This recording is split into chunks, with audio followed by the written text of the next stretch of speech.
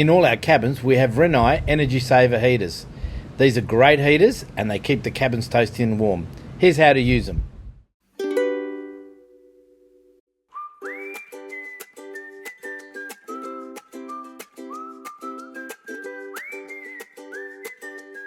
Firstly, press the timer on the wall.